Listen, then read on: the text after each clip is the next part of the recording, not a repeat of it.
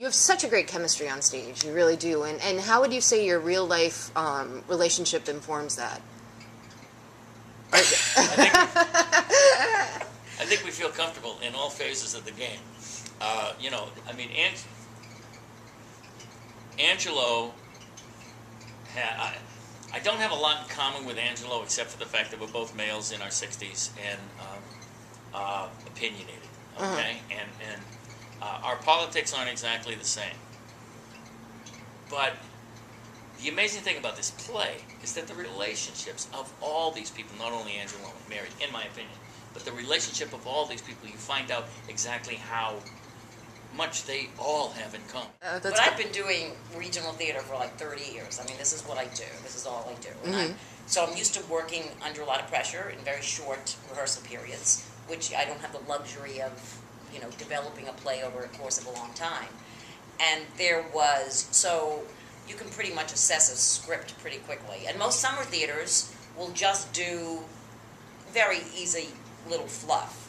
And when I read this play, it was so clear. It had so much more to it, in spite of the fact that it is absolutely hilarious. I mean, I don't give any other impression except this play is just fall down funny. I mean, it's hilarious. Donna has such a clever way with words, and her dialogue is so true and so real that I knew that this play could be something more than just a short-lived contract somewhere, you know, for a couple of weeks at a theater.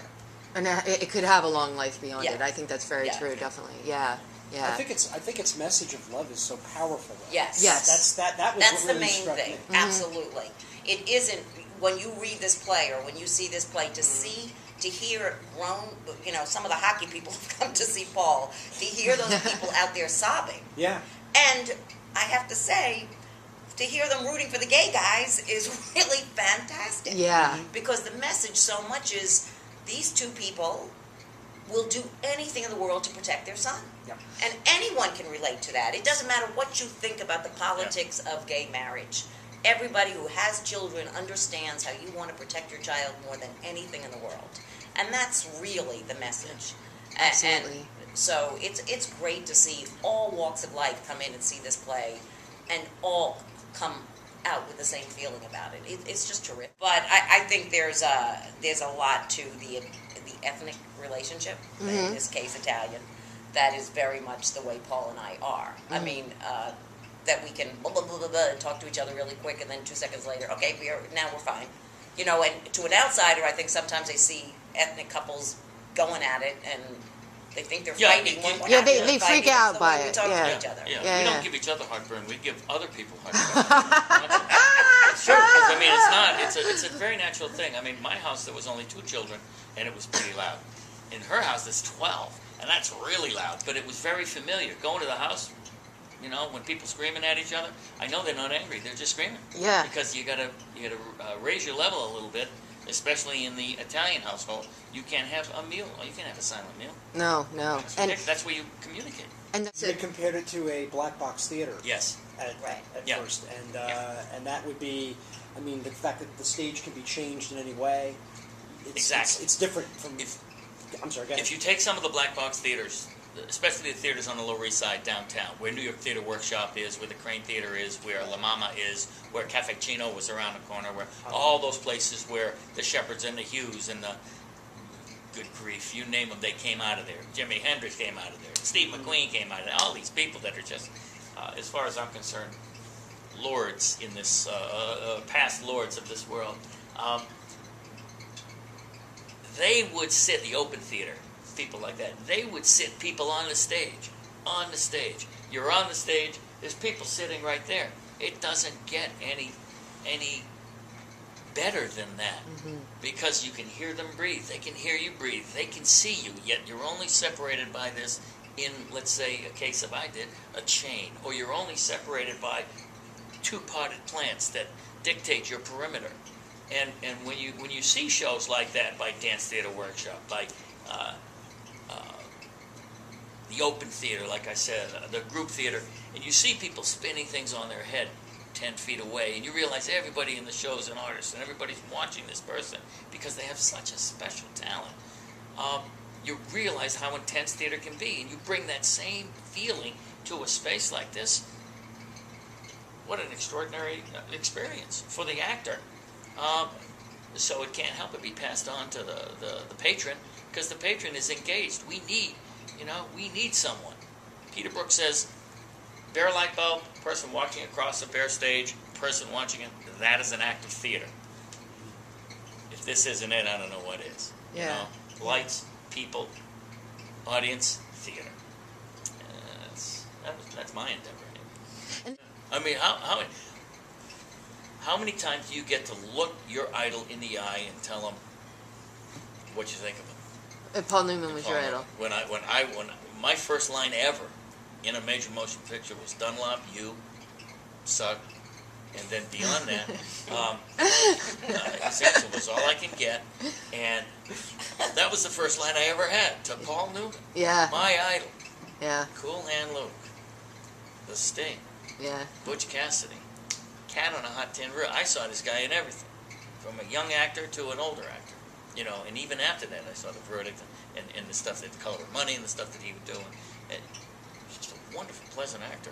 This is our process. This is true. I'm sitting there drinking the coffee. Okay, we do which scene do we do before you take a shower? Which scene do we Right, take after right. you take a shower? Right. I mean, And then we do one scene in the dressing room.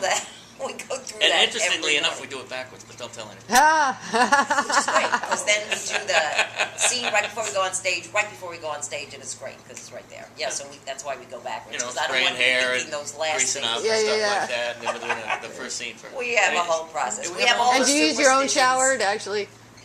Oh, I'm Oh joking. no, I'm no, joking. no. This is what we do at home. Oh. This is what we're doing at home before we get here. Yeah, no. Do you use your own shower for like that? I was joking. No, Oh. no. I'll go online. That was a joke. I'll be That was a online. joke. No, she's doing her thing. I'll do it. She'll be online. And then we have all those crazy actor superstitions that we have to do everything exactly like. Paul drives the same way to the I theater drive the same every way day. to the theater. When I do my Really? hair, Do let me you? stand Yeah, there it's and funny. salute. Oh, we do all those crazy, crazy actor things. That's funny. That's funny. It's been one of the fun You have things. no idea. You that have no idea. But it's one of the fun things that Paul and I we've never done play before. Yeah. So we never Yeah. knew that we were both as crazy. That's and, funny. In other Someday- ways we knew. But someday we didn't realize we had the same kind of nutty We- superstitions that we have And to that's do the everything. beauty of that. Yeah, We it's have the been same fun. kind of things. Yeah. That's Every wild. night she gets ready the same way. And Right. off of that, every night I now have what's known as the salute to Salute to hairspray. my hair. Yeah, but no, that's as far as it goes, man. That's Nobody wild. gets in beyond the salute to the hair. Yeah.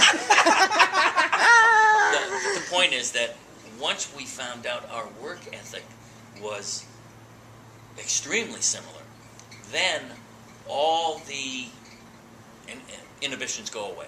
And you really say, okay, now I'm going to throw some acting at you because you feel free to do it. Yeah. We When so you get trust it each back, other on stage. Yeah. when you get it back, and even those moments when we are angry with each other, on stage, it has no place. It has absolutely no place. Yeah. And you may be fighting something that you really want to say something, but the play's in the way right now. Yeah. So you let the play happen, Yeah. you know, and it works. It's a very worthwhile endeavor.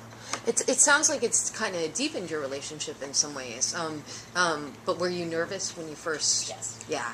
Yes. The first thing I said to her is a year ago, when I knew there was a possibility, because I had met Terry and I had put up lights and we had and she was doing her job, and they were thinking about bringing this show here. I said, I'm nervous about working with you. Yeah. And I was being absolutely open, because you can't act with someone and get to where we wanted to get to if you're not open and say, I'm scared of this, because I don't want to be the kind of actor that you don't like. Mm-hmm. That's my gut. My gut is I want to be the kind of actor that you enjoy. Yeah. And thank goodness I am. She is. She's the kind of actor I like to work with. Yeah. And I had no idea, because we'd never acted together. So in working together, do you guys ever give each other direction or anything like that? Sneak in a little We few. threaten each other. Do you? That, or I'll give you a note. I hardly give any direction. I hardly give any direction. And Marina's laughing now. yeah, well. Well, we threaten each other all the time. Yeah. But I'll tell you what I learned from Ms. Ray over here is that she I don't know too many people who have better comic timing than she does.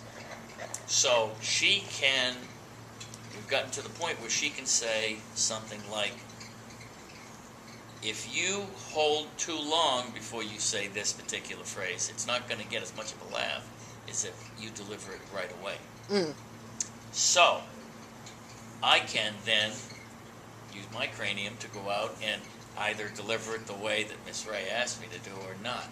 I find that if I deliver it the way she asked me to, it's funny. So, I have to so say, I'll take that note. You know? I did this show called Sheer Madness, which actually started here at Lake George, and I did it for several years, and it is a play that it's all just funny. There's no deep message. It's just to make people laugh. And doing a show like that for a long, long period of time, the one thing you learn is comic timing. I mean, some of comic timing you have to have an innate knowledge of.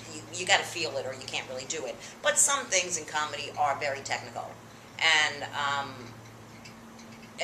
I feel very lucky to have been in the show for a long time. That I really feel I learned a lot, and I feel very comfortable with my ability to see why something isn't getting a laugh and how it could, or how it could get a better laugh. Or I'm pretty good at it. I have a pretty good feel, and doing Sheer Madness really taught me a lot. And it also taught me that it isn't just the way; it's also the way the other people set you up. You know, that it's not that it's a team. It's a team effort. Absolutely. You know, some people love to find out that you do a show and people go, "Oh, you should go see so and so in it because the rest of the show stinks, but this person's great." No, to me, it's that we all get it together as a team. That's what it should be. And so much in comedy is you need the other person to set you up. It must have been opening week, so we were still getting comfortable with everything. And having done the show before, I know how it went. And Paul was finally comfortable enough that he was clearly not, groping for lines yet, and was very comfortable and really had thrown himself into it. And he said some lines to me that were so different than they had ever been delivered to me before that just broke my heart. And I started, really just, and it made the ending of the show differently. I mean, it made it really, I was like, I think I said it to Terry, it was like, oh my God, I feel like I found a place in the play where Mary falls in love with Angelo all over again. I think people have a preconceived notion of a dinner theater. Yeah. And because most dinner theaters, you do have to cater to doing a different show every other week, so you do the classics that'll get the people in, you do the pieces that everyone know, but but this is, rarely I think does a dinner theater do brand new shows. I mean, I think Terry, the director, producer, has really taken this to a level of, it doesn't matter that it's a dinner theater. This is a quality theater. Yeah. Going. Do you think you'll work together again after? On the show? Well, It has to be the right show because, one of the things is, look at us. We're both very specific types. We're not the kind of people that you cast as mom and dad all the time. And that was another reason why I said to Paul, when I got this play, you have to look at this part. Because it's rare that I think there's a play that the both of us are so perfect for. So I would love to, we would love to do another project together, but it's plays that the two of us are so right for are not that, they don't come around that often. This space also dictates that you can take a play that is a little unconventional and turn it into, in quotes, real theater. Mm-hmm. And isn't that the endeavor of the artist, is to get people thinking?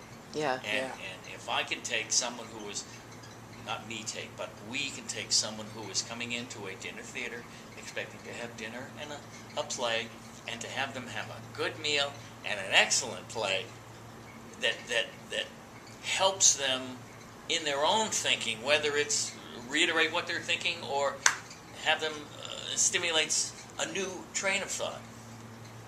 That's art to me, and that's what we've been endeavoring to do here.